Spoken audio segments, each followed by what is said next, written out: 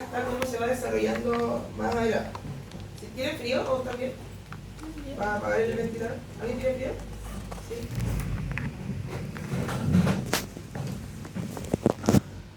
Ya. Ya. Entonces, nosotros podemos entender algunos conceptos como importantes. Y aquí lo vamos a dividir como en dos partes, ¿cierto? Anatomía como tal, que obviamente también lo voy a preguntar en la prueba, ¿cierto? Porque obviamente tiene mucha relación con lo que estamos estudiando y dónde lo estamos estudiando y todo lo demás. Y también después vamos a pasar a una parte que es fisiología como tal. Ok, entonces cuando hablamos nosotros de vía respiratoria, nosotros por supuesto ya sabemos, ¿cierto?, cuáles son todas las partes, cómo va pasando el aire desde la entrada hasta la llegada, ¿cierto?, a los alvéolos. Me imagino que también saben las partes de ellos, ¿cierto? Por ejemplo, nariz, cavidad nasal, laringe, etcétera, etcétera, etcétera, hasta llegar a la zona alveolar. ¿Ya? Aquí ustedes pudieron ver, ¿cierto?, las partes que lo componen el sistema respiratorio, las partes anatómicas, por supuesto, la tráquea, ¿cierto?, los cartílagos traqueales, los pulmones después, ¿cierto?, y el árbol bronquial. Importante, chiquillos, que ustedes manejen esto, sobre todo la parte del árbol bronquial. ¿Ya? ¿Por qué? Porque obviamente ahí es donde existen la mayoría de las complicaciones más graves, ¿cierto? Entre medio más graves de los niños o las más comunes, ¿ya? Que nosotros tenemos mayor influencia como kinesiólogos. Por ejemplo, si un niño tiene un resfrío común, tú no puedes hacer mucho con eso. Versus si tiene una bronquitis, una bronquiolitis, por supuesto que ahí se puede hacer mucho más. ¿Ya? Entonces, por eso es tan importante entender al menos la anatomía principal o que le den mayor importancia al tema del árbol bronquial. ¿Ya? Las categorías, ¿cierto?, de los bronquios, cuántos son, ¿cierto?, y cómo se van subdividiendo. ¿Ok? Ya.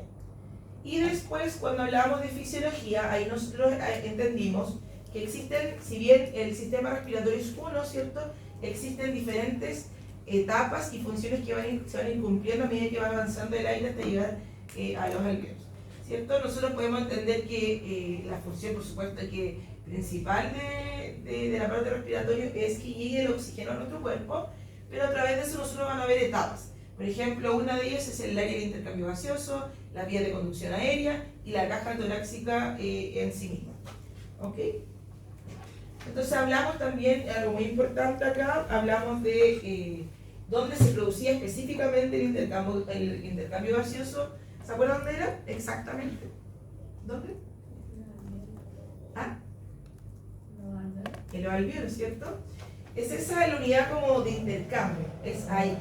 ¿Ya? Pero acuérdense que en todo lo que es el pulmón existen alvéolos, ¿ya? Entonces igual entendamos eso. No es como que hay una parte específicamente, sino que alrededor de todo el pulmón.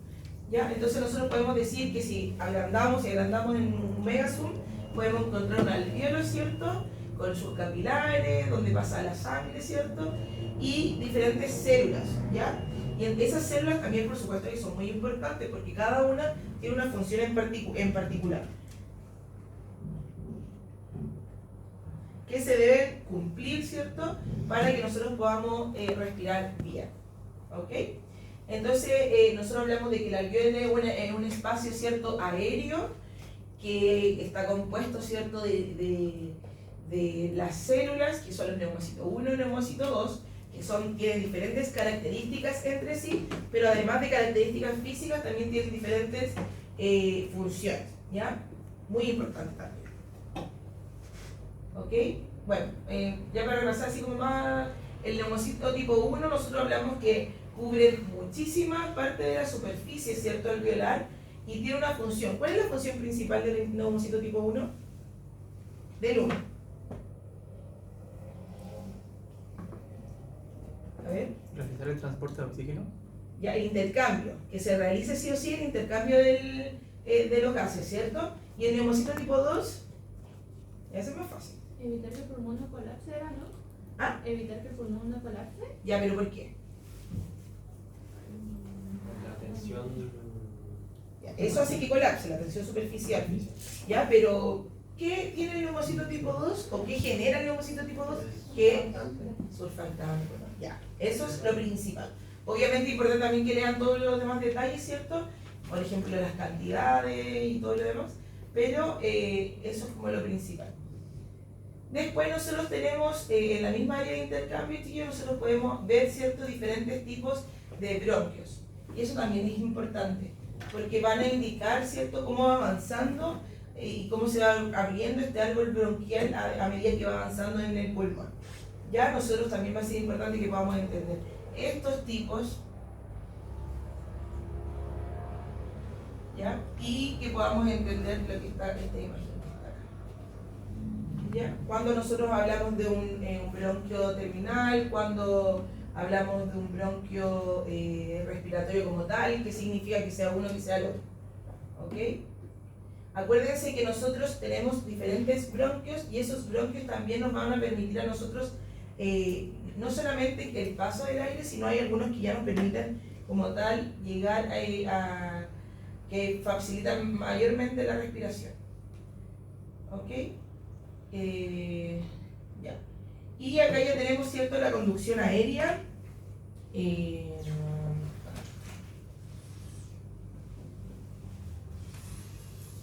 Entonces acá también es importante, chiquillos, entender que las vías también van a, no solamente facilitan el intercambio gaseoso, sino que obviamente la conducción del aire que pase por ellas. Obviamente esto también es importante que ustedes lo relacionen con los flujos que hablamos la semana pasada, ¿cierto? Que a medida que más grande la cavidad, que es como más proximal, es más grande la cavidad, por ende el flujo que va ingresando también es más turbulento, versus cuando se va angostando, ¿cierto? Ya es un flujo mucho más laminar, y es por esto mismo, por las cavidades, ¿ya? Y también vimos todo lo que es la caja torácica, cuáles son las características, ¿cierto? ¿Por qué tenemos una caja torácica? ¿A qué nos referimos con la caja torácica? Y la importancia de ella. ¿Ok? Importante acá, chiquillos, conocer la estructura como tal, cuáles son las funciones de la caja torácica, qué la compone y como los movimientos que tiene la misma, ¿ya? Es importante que anoten lo que les estoy diciendo, ¿ya? Porque obviamente eso es lo que va a traer la prueba. Ya. Pero ya esto es mucho más básico. Vamos a pasar vamos a darle un poquito más de relevancia a lo que viene más adelante.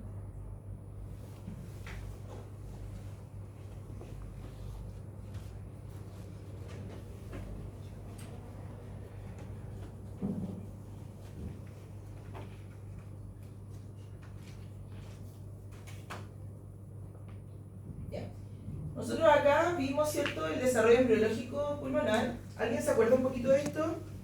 ¿Alguien lo estudió en la casa?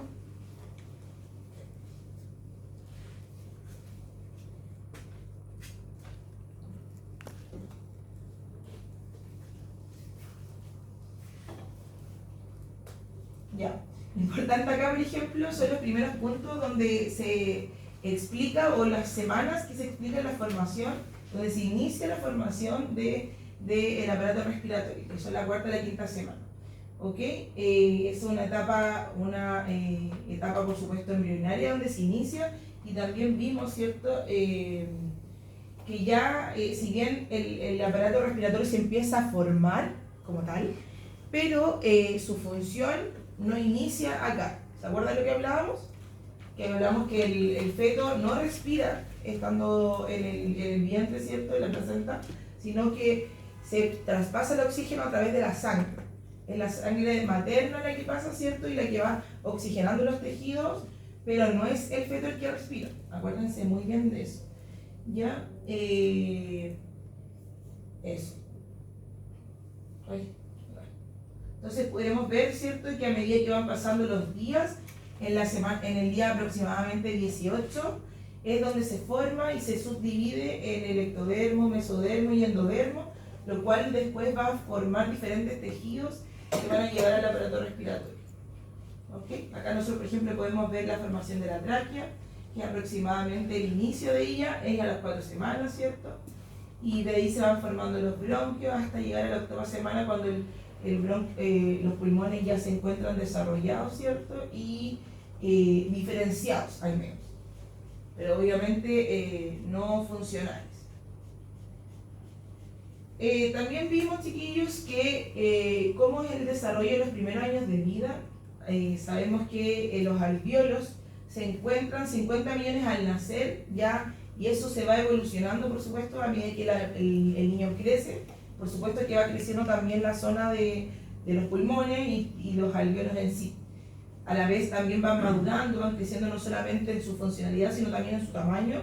Y también va a ser muy importante porque a nosotros nos va a indicar y nos va a decir por qué en los niños pequeños se generan tantas patologías bronquiales. ¿Ok? Diferencias, por ejemplo, entre un adulto y un niño. Nosotros podemos decir, por ejemplo, que la caja torácica es más horizontal, ¿cierto? Más flexible. En la parte de la biomecánica nosotros vimos hartas imágenes de caja torácica y aparte de diafragmas, ¿ya? Igual ustedes tienen que repasar todas las diapositivas. Y por supuesto que eso también genera que el niño necesite mayor frecuencia respiratoria para mantener su cuerpo tal y cual oxigenado, ¿cierto? Por eso es que también se aumenta la frecuencia respiratoria. ¿Okay? Por ejemplo, en el niño las cavidades aéreas nosotros podemos encontrar que es entre 4 a 5 milímetros versus un adulto que son entre 8 a 10, o sea, el doble. Por supuesto que cuando nosotros hablamos de resistencias, uniéndolo a la materia de biomecánica y fisiopatología, ¿verdad?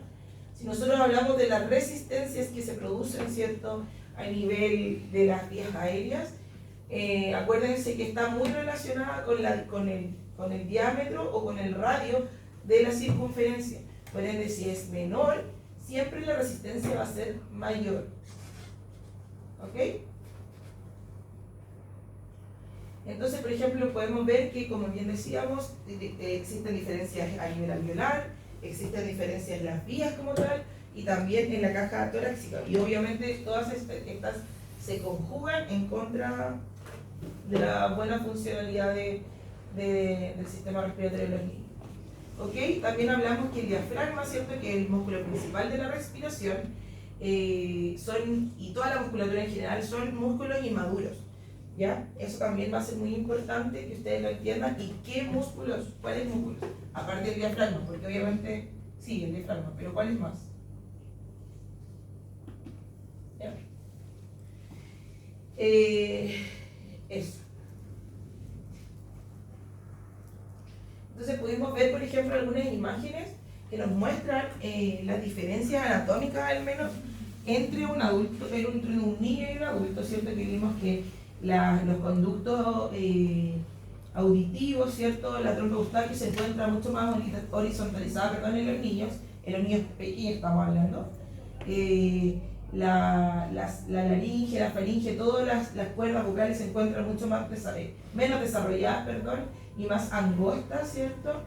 Mientras que los cartílagos también se encuentran menos desarrollados, y el aplanamiento de las costillas, como podemos ver en la imagen, ¿cierto? Cambia mucho la forma entre un adulto y un niño. Otra cosa que también hablamos son las diferencias, por ejemplo, en la cavidad bucal, ¿cierto? Los niños presentan la lengua un poquito más grande, más ancha para su edad, ¿cierto? Por ende también se les dificulta la respiración al momento principalmente de amamantar, y algunas malformaciones congénitas.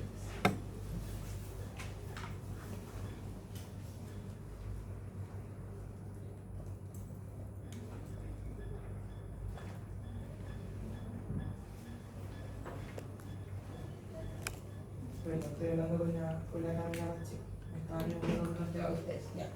Entonces, hablamos nosotros, ¿cierto?, que la circulación fetal no se da específicamente por el pulmón del niño, del bebé, o del del feto, ¿cierto?, sino que se da a través de las vías sanguíneas, donde nosotros podemos encontrar que circula la sangre desde la madre, desde la placenta, hacia el hijo.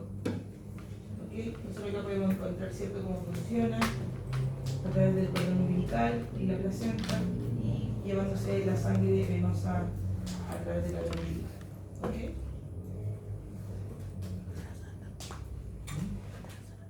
Entonces también podemos entender que al momento de nacer el niño se inicia, ¿cierto?, todo como se va desarrollando, mejor dicho, de mejor manera todo lo que es el sistema respiratorio. Ahí existe, ¿cierto?, la primera expansión pulmonar como tal y la caída de la resistencia vascular pulmonar. ¿Ya? Aumenta, por supuesto, el flujo sanguíneo para que todo empiece a circular de la mejor forma.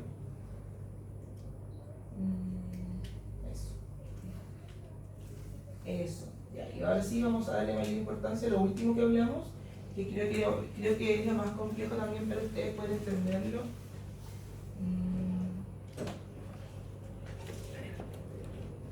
No, me falta otra cosa. Esto. ¿Alguna duda de esto? Sí, yo creo que esto es como lo más fácil, ¿no?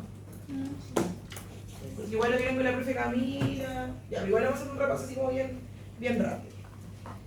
Cuando nosotros hablamos de examen clínico, chiquillos, nosotros hablamos de la evaluación que usted debe hacer al paciente. ¿Ya?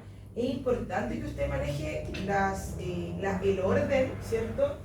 Pero que siempre el orden también pueda estar unido a la lógica de usted como terapeuta. ¿Ya? Porque no me sirve que usted sea muy rígido no, que primero tenemos que hacer esto, no. ¿Por qué? Porque en los niños principalmente, que es el ramo que ustedes están teniendo, se dificulta mucho y los niños siempre te ponen mucha resistencia a que tú los evalúes, ¿ok? Entonces tú como profesional tienes que ser muy versátil en poder hacer todo de la mejor forma. Y eso no siempre significa que va a ser siempre ordenado, ¿ok? Pucha, ojalá que ustedes puedan ir a algún centro donde tengan niños, porque uno puede aprender mucho como en la clase o leer mucho, pero una vez que ustedes estén ahí con el niño, se van a dar cuenta de lo que les podemos decir. ¿Ya? Eso. Entonces, por ejemplo, vamos a hablar, cuando hablamos de examen, que tiene un orden. Acuérdense de eso. Lo primero que ustedes van a hacer, que no está acá, pero lo primero que ustedes van a hacer son los signos vitales. ¿Y cuál es el primero de los signos vitales a evaluar? ¿Se acuerdan? La frecuencia respiratoria. ¿Ya? ¿Saben cómo se mide? Contando minutos. Ya, pero ¿cómo se mide? ¿Se observa? ¿Ya? ¿Qué más? ¿Alguien? Ya, esa es una forma, pero en verdad no es una forma fiable. Yo les recomiendo que siempre la evalúen con fonema, sobre todo en niños. ¿Ya? Porque si bien el niño tiene un patrón respiratorio abdominal y se le infla y se le desinfla la guatita, eso puede variar. Hay niños que si tú las ocultas, la guatita se va moviendo más rápido o más lento. Entonces siempre, chiquillos, para que sea una buena ocultación, usted tiene que hacerlo con el fonema. Siempre. ¿Ya? Eso es como ahí como un tip. ¿Qué más? Eso. Y obviamente de ahí partimos todo lo que es la anamnesis. ¿Ya? Cuando nosotros hablamos de anamnesis próxima, como su nombre lo indica, es lo más próximo que está viendo el paciente. Cómo está, cómo se siente, por qué viene, diagnóstico con el que viene. Muchos pacientes, a ustedes normalmente les van a llevar pacientes con diagnóstico, pero igual es importante preguntar en la anamnesis próxima, ya investigar, indagar un poquito más. Si usted tiene una buena llegada con el paciente, probablemente el paciente, la mamá o la que vaya con el paciente, le cuente mucho, versus si no, no le va a contar nada, ¿ya? Porque también pasa mucho eso. Y tenemos una anamnesis remota, ¿cierto? Que va a averiguar todos los antecedentes que tiene el niño para atrás, ¿ya? Todo lo importante que ha tenido el niño, pueden ser hospitalizaciones, hábitos, alguna alergia, algún antecedente familiar, todo lo que podamos encontrar de ti.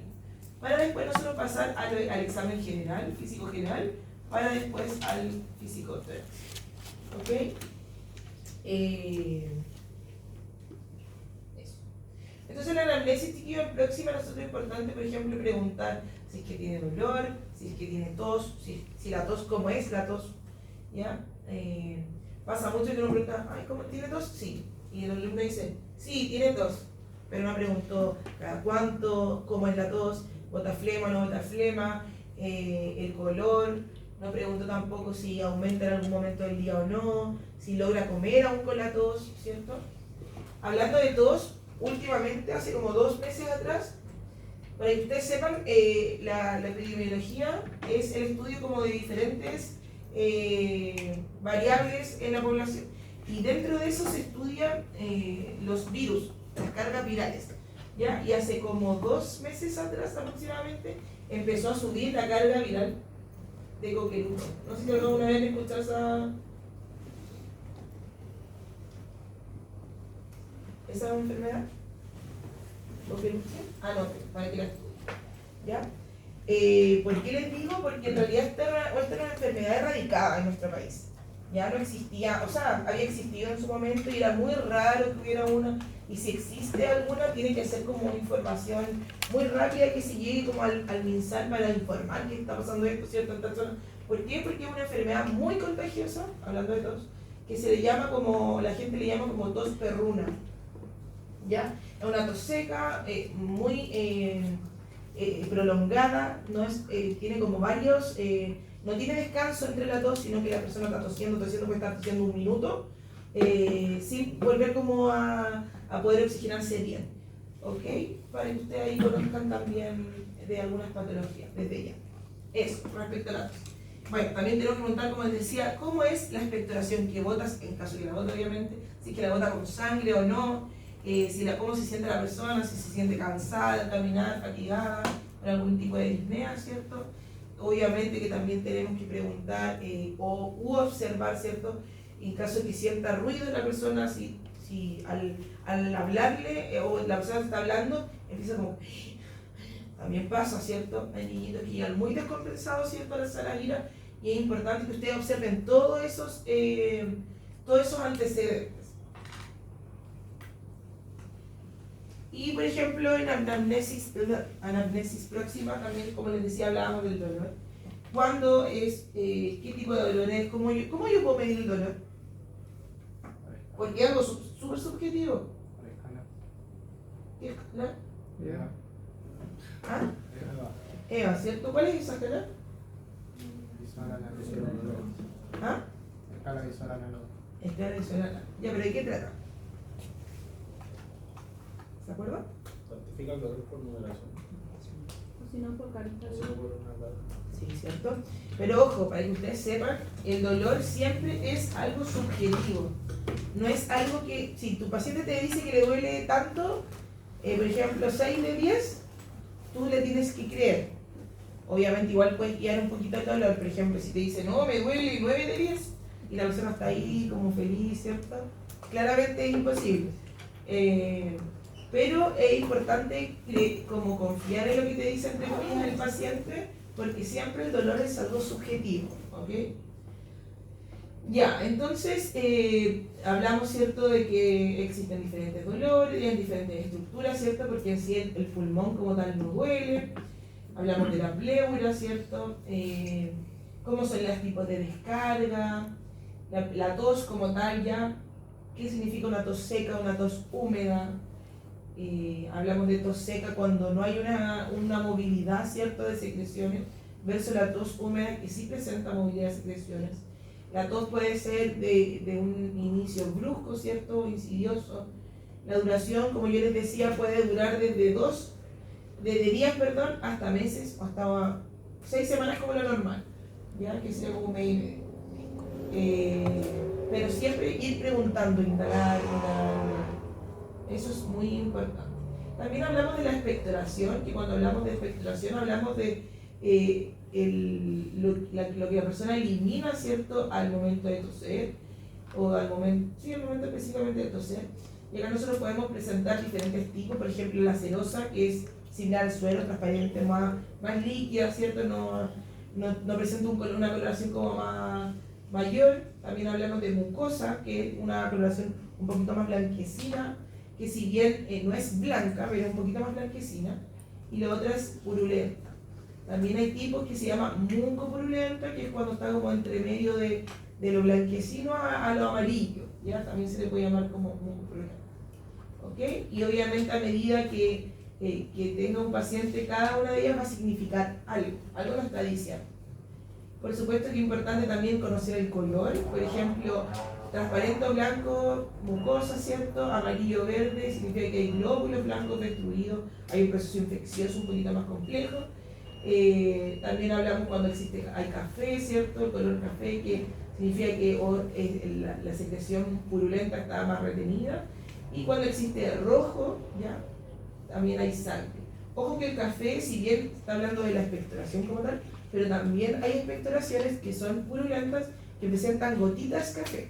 Y eso es porque presentan gotitas de sangre que se retuvieron, ¿ya? Que se vuelve café. Eso. También hablamos, ¿cierto?, de la importancia de entender la diferencia entre una hemoptisis y una expectoración hemoptoica. La hemoptisis hablamos de pequeñas gotitas, ¿cierto?, de sangre. No es que está saliendo sangre como tal de la nariz, sino que gotitas en la mucosidad. Y la expectoración hemoptoica es cuando ya hay una mayor cantidad de sangre. ¿Okay?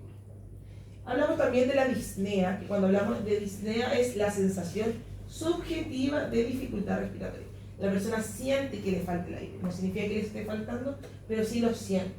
Entonces acá hablamos de diferentes tipos, ¿cierto?, de disnea que nos va a afectar y por qué pasa, ¿cierto? Hablamos de los grados, también es muy importante esta tabla para que sepan. Y los tipos de disnea como alteración: la paroxística obstructiva o sibilante, paroxística nocturna y ortopnea. ¿Ok? Eso no, porque eso lo vamos a ver ahora. Eso. Y en la anamnesis remota es importante entender acá, chiquillos, como bien decíamos, son antecedentes antiguos del paciente, y entonces podemos encontrar enfermedades respiratorias crónicas, como ¿cuál, por ejemplo? ¿En niños estamos hablando? ¿Ah? No, crónicas. Asma, ¿ya? ¿Qué más? ¿Aparte del asma? No, eso no es crónico. ¿Alguna más o no? Fibrosis, ya, muy bien. Ya. También podemos ver, por ejemplo, si hay antecedentes o no, puede ser familiares o de la persona, ¿cierto?, de tuberculosis. Porque acuérdense que la tuberculosis es una enfermedad muy contagiosa. Muy contagiosa. Exámenes, por supuesto, neumonías por repetición o bronquitis también por repetición. ¿Desde cuántas bronquitis creen ustedes que se ingresan al programa IRA? ¿Alguien sabe? O cuadros bronquiales, mejor dicho. No solamente desde 3. Si la persona o el niño tiene más de 3 cuadros obstructivos en un año, es importante que sea derivado a sala IRA. ¿Ya? Porque algo ahí está pasando. Puede ser una variable genética como una enfermedad como el asma, o puede ser quizá un agente patógeno que esté en el aire constantemente, tabaco, por ejemplo, entre otras cosas. ¿Okay? Aquí podemos ver todos los antecedentes ocupacionales, hábitos, estado nutricional, muy importante porque por supuesto que hay una relación entre las patologías respiratorias, ¿cierto?, con el aumento o baja de peso, ¿cierto? La residencia o vivienda, ¿cierto?, entre otras cosas. ¿Ok? En el examen físico general vemos todo lo que son las frecuencias respiratorias. Importante que se aprendan el cuadro. ¿Cuánto es de un recién nacido? ¿Cuánto es de un lactante? ¿Un escolar? ¿Un preescolar? ¿Un adolescente? Etc. Los ritmos respiratorios, ¿cierto? ¿Cuándo son alterados? ¿Cuándo no? La cianosis es también importante, chiquillos. Nosotros hablamos de cianosis cuando existe una coloración azulada en ciertas partes del cuerpo. No siempre están en las mismas partes. Es un signo clínico importante y se da porque, por supuesto, que no está llegando el oxígeno al tejido, ¿ya? Suele pasar mucho en los niños, sobre todo cuando lloran. Cuando están llorando, bueno, o cuando están muy descompensados también puede ser el reposo, pero principalmente cuando lloran se les marca sobre todo los labios y las zonas auriculares de los labios azuladas, ¿ya? Entonces nosotros tenemos 3 tipos de cianosis: la cianosis central, que es una hipoxemia, ¿cierto?, arterial por fallas pulmonares o cortocircuitos cardiovasculares. No llega, ¿cierto?, el oxígeno a la sangre y por alguna falla pulmonar, una falla como más grande, o cortocircuito, que es lo que vimos la semana pasada. La cianosis periférica es cuando hay un retardo, ¿cierto?, de la circulación, pero a nivel capilar, ¿ya? Es específicamente como en los dedos, boca, ¿ya? Y la cianosis mixta es una hipoxemia arterial con mayor entrega tisular. Eso. Y aquí podemos ver algunas imágenes, ¿cierto?, cómo detectarla. Okay. Algunos signos importantes también. Eso. Y después pasamos al examen físico torácico, ¿cierto? Y pudimos observar ya de plano algunas partes importantes, como es la planimetría, ¿cierto?, corporal, donde nosotros podemos encontrar diferentes segmentos, la cual nos va a ayudar a poder estudiar de mejor manera el cuerpo humano y saber en qué zona estamos. La inspección, vimos que es importante ver el estado de la piel, ver cómo se encuentra, ¿cierto? La piel, para que ustedes sepan, tiene una turgencia, o sea, significa que tiene como al palparla se siente una cierta resistencia, ¿cierto? No es como ni tan blanda ni tan dura. Entonces es importante saber si la persona tiene una buena piel, a la inspección, al observarlo, si hay alguna coloración distinta, si hay alguna hematoma, alguna cicatriz, algún bulto, ¿cierto? En la inspección también nosotros vemos las formas del tórax, las cuales son muy importantes, porque por supuesto que si nosotros tenemos una forma anormal, eso está significando algo en nosotros. Y va a significar, por supuesto, algún efecto secundario en la respiración. Por ejemplo, es muy distinto un tórax cifoscoliótico a un tórax normal, ¿cierto? Probablemente la persona va a sufrir más cuadro respiratorio, le va a costar a usted también más auscultarlo, ¿cierto? Porque no está en su normalidad el tórax, ni el movimiento del tórax, ni la forma, ni nada, ¿ok? Obviamente si el tórax la persona tiene un pectum excavatum mayor, por supuesto que también puede llegar a comprimir el corazón y requiere una intervención quirúrgica. Bueno, vimos la movilidad también, las movilidades anormales, y ya en la palpación vimos todo lo que es dolor, ¿cierto? Temperatura, la consistencia, ¿cierto?, de la piel, la movilidad, el tono inclusive, cómo tiene buen tono la piel, los músculos o no, la existencia de tumores, ¿cierto? Cualquier cosa que nosotros podamos observar anormal es importante mencionarla. Hablamos también de los frénitos, que son estas vibraciones, ¿cierto?, que se pueden palpar cuando la persona respira. También son importantes porque significa que algo está pasando, por supuesto, en las vías aéreas. ¿Ok? Y vimos también las ondas de sonido, ¿cierto?, que podemos encontrar. Ya. Esto, por ejemplo, en la percusión, nosotros vimos también que existen diferentes sonidos que vamos a encontrar en diferentes partes del cuerpo. Ya, el sonido como tal es una onda que se va transmitiendo, ¿cierto?, de vibración, que se transmite de diferente manera en diferentes superficies. Y es por eso que podemos encontrar que pueden aumentar, por ejemplo, si el pulmón está hiperinsuflado, ¿cierto?, puede aumentar la sonoridad, o puede disminuir o cambia, ¿cierto?, el sonido en caso de, por ejemplo, que haya un exudado más grande en el pulmón. ¿Okay? Por ejemplo, encontramos la sonoridad normal, la matidez, submatidez, hipersonoridad, y timpanismo, que son las que vamos a percutir. Y ya por último, la auscultación, nosotros vamos a hablar de dos tipos de ruidos, que son los normales y los alterados o adventicios, también se llaman. Y acá nosotros obviamente en normales encontramos el murmullo traqueal y el murmullo pulmonar. Esos son los dos que encontramos. ¿Ya? Y en los ruidos alterados podemos encontrar crépitos, podemos encontrar sibilancia, podemos encontrar flotes pleurales, rompus, expiración ruidosa, estridor, entre otros. ¿Ya? Es igual lo que vamos a hacer este día. Espero que hayan estado como claros con esos ruidos. Y yo igual les subí más ruidos para que estudien en la casa. Ya, y por último, la clase de la semana antepasada y pasada. Esta es una clase mucho más extensa, ¿cierto? Donde vimos un poquito de la biomecánica y la fisiología del aparato respiratorio. Ah, y usted tiene break. ¿Quieren tomarse el break? Ya, 10 minutos.